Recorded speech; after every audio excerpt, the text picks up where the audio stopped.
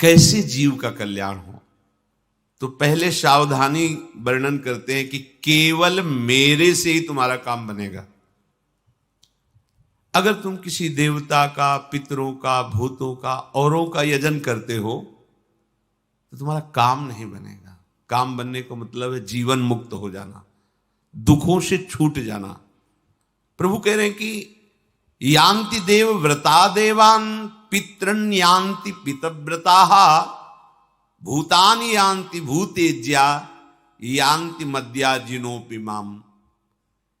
ये जो देवताओं का पूजन करते हैं और ठीक विधान से पूरे जीवन पूजन करते रहते हैं, तो जब इनका शरीर छूट ठीक विधान से, शास्त्रीय पद्धति से, तब ये देवलोक को प्राप्त होते हैं, देवता बनते हैं जाकर। और ये बने हुए देवता स्थायी देवता नहीं है। थोड़े दिनों में उनके सुकृत नष्ट हो जाते, फिर मृत्यु लोग है, तो काम बना नहीं ना। जो पितरों की पूजा करते हैं जीवन भर पिंडदान पितर, ये वो अंत में पितृलोक को जाते हैं और वहां थोड़ा सा सुख प्राप्त करके पितरों के साथ फिर मृत्यु लोक को आते हैं। और जो भूतादि की उपासना करते हैं वो भूत बनते हैं। जो प्रेतों की उपासना करते हैं वो प्रेत बनते हैं। परंतु जो मेरी उपासना करते हैं वो आवागमन से मुक्त होकर के मुझे प्राप्त हो जाते हैं। जो सत्संग नहीं जिनको प्राप्त है वो भटकाव में बने रहते हैं। सबसे बड़े पितर कौन है? एक क्रम से देखते चले जाओ तो आप पहुंचोगे भगवान नारायण पर। सबके पूर्वज भगवान नारायण हैं, क्योंकि नारायण की नाभि कमल से ब्रह्मा और ब्रह्मा से सारी सृष्टि। तो पितर जो हमारे पूर्वज हैं, सबसे बड़े पूर्वज भगवान नारायण हैं। वो हमारे निकुंज बिहारी प्रभु के एक अंश से हैं। उनके भी अंशी बिहारी जो महाराज हैं, नवनिवृत्त निकुंज में प्रिया प्रीतम जो विहरण करते रहते, दूरे सृष्टि आदि वार्ता, सृष्टि की सेवा में भगवान नारायण श्री हरि विष्णु स्वरूप से पालन करते हैं। ब्रह्मा जी सृजन करते हैं और भगवान शिव लय करते हैं। ये सेवा है। पर नवनिवृत्त निकुंज में ये युगल जोड़ी सदैव रस बिलसती रहती है। सृष्टि की कोई भी वार्ता या चिंता नहीं। सृष्टि का कार्य भगवान नारायण विष्णु, भगवान ब्रह्मा जी और भगवान शिव करते हैं। तो सबसे पूर्वजों के भी पूर्वज हुए जाकर के श्री बिहारी जी महाराज, इन्हीं से सबका प्रादुर्भाव हुआ है। अगर इनके चरणों की पूजा हो गई तो सब पितरों की पूजा हो गई और सब देवों के देव महादेव कहा जाता है उनको, महादेव। सब देवताओं के भी पूज्य भगवान शंकर, और भगवान शंकर भी जिनका चरणामृत सर पे धारण किए हुए वो भगवान श्री हरि। यदि आप श्री हरि के बिहारी जी के चरणों का आश्रय ले लिए तो सारे देवताओं का पूजन हो गया। भूतों में सबसे बड़े भूत पंचभूत, इनको भूत ही नहीं कहा गया, इनको महाभूत कहा गया। लोग परेशान है, एक आध भूत बोले बाहरी चक्कर पर, अरे 5 महाभूत हैं, इनसे पिंड छुटा लो, कोई तुम्हें परेशान नहीं करेगा। ये 5 महाभूत हैं, इन पर किसी की दृष्टि नहीं है और ये हमारी दुर्गति किए जा रहे हैं जन्म जन्मांतर से। इन्हीं की आसक्ति तो है पंच महाभूत रचित शरीर की। इसको श्री भगवान ने अपने आप से अपने आप में रचा है, ध्यान रखना। इसे अपरा प्रकृति कहते हैं। पंच महाभूत मन बुद्धि अहंकार, ये अष्टधा अपरा प्रकृति है और ये स्वयं भगवान ही है। यदि भगवान की पूजा कर ली तो जितने चराचर में भूत हैं, पंच महाभूतों, सबकी आराधना हो गई। राधा वल्लभ ध्याय के और ध्याइये कौन, व्यास ही देत बने नहीं बरी बरी प्रतिलोन। जैसे एक एक पकौड़ी में नमक नहीं मिलाया जाता, पूरे फेंट में मिला दिया गया, हर पकौड़ी पे पहुंच गया। ऐसे ही यदि करुणा निधान प्रभु श्री लालजू महाराज की आराधना हो रही, प्रियाजू की आराधना, सब चराचर जगत की हो रही।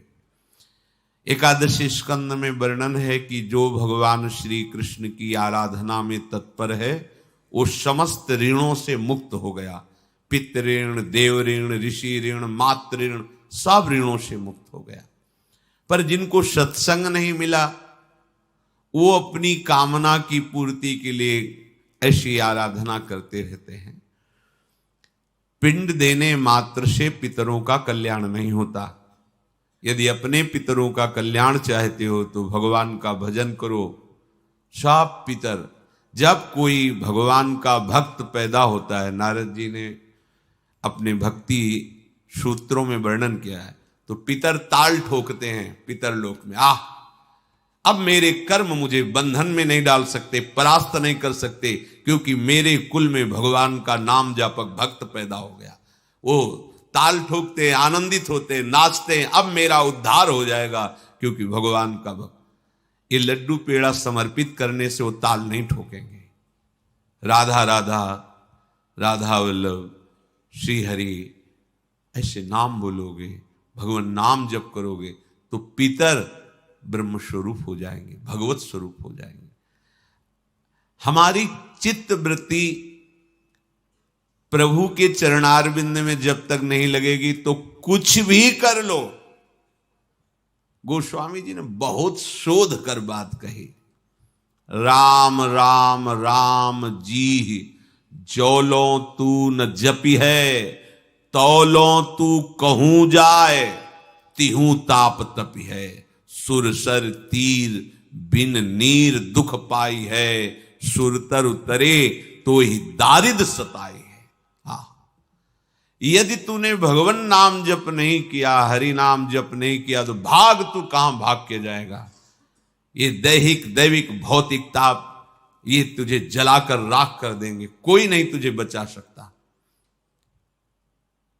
तो हमारा मनुष्य जीवन ऐसा नहीं मिला है कि हम कहीं ऊंचे पदों में जाएं फिर खोपड़ी के बल नीचे गिरे, नहीं। हमको एक ऐसा मार्ग चयन करना है कि फिर मेरा आवागमन न हो। सदैव भगवान के नित्य धाम के हम वासी हैं, बिछुड़ गए माया के आकर्षण में। अब हमें भगवान के पार्षदों से पता चला कि हमारा स्वरूप पार्षद है और हम भगवान के हैं। अब हमें वापस चलना है, कहीं भटकना नहीं। जैसे कई लोग प्रश्न करते हैं कि हमारी सेवा में तो अमुक अमुक अमुक अमुक विराजमान हैं। अच्छा है, प्रारंभिक साधना यहीं से प्रारंभ होती, सबकी होती है यहीं से। पर भक्ति का रंग नहीं आएगा। भक्ति का रंग आएगा एक पर आने पर। गुरु प्रदत्त नाम, गुरु प्रदत्त रूप, गुरु प्रदत्त उपासना पकड़ लीजिए, सीधे भगवत प्राप्ति के मार्ग में आगे बढ़ जाएंगे। तो आपको लगता है मुझे भगवत प्राप्ति नहीं चाहिए, तो जो चाहिए, शांति चाहिए, सुख चाहिए, उन्नति चाहिए, लाभ चाहिए, सब कुछ। जब दुर्लभ बात भगवत प्राप्ति हो जाती है तो ये सब मायाकृत बात क्यों नहीं पूर्ण हो जाएगी। एकमात्र प्रभु श्री हरि का।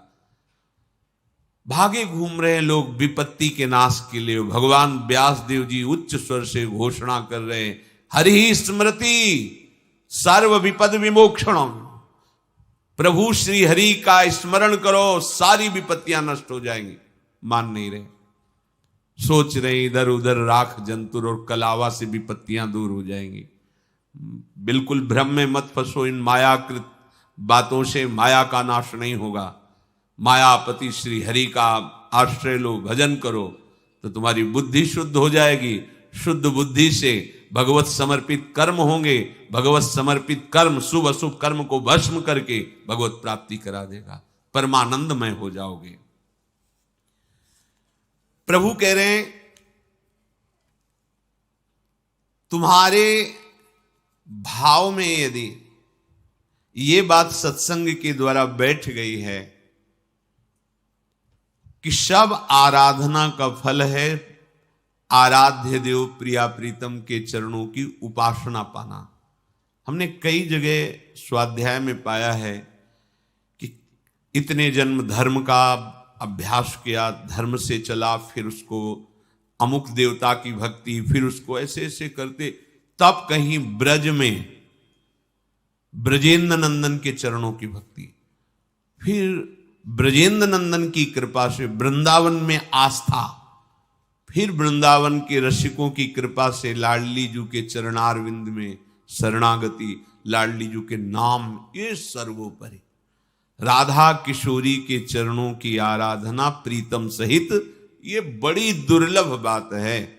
ये नहीं कि हम उपासना कर रहे हैं तो उसी की बड़ाई कर रहे हैं, सब उपासना मेरे प्रभु की है, पर ये सर्वोपम नित्य विहार रस जहां प्रिया प्रीतम मंद मुस्कुराते हुए विराजमान हैं, ये वृंदावन रस, वृंदावन उपासना, ये चरम सीमा, अब बस इसके आगे नहीं है।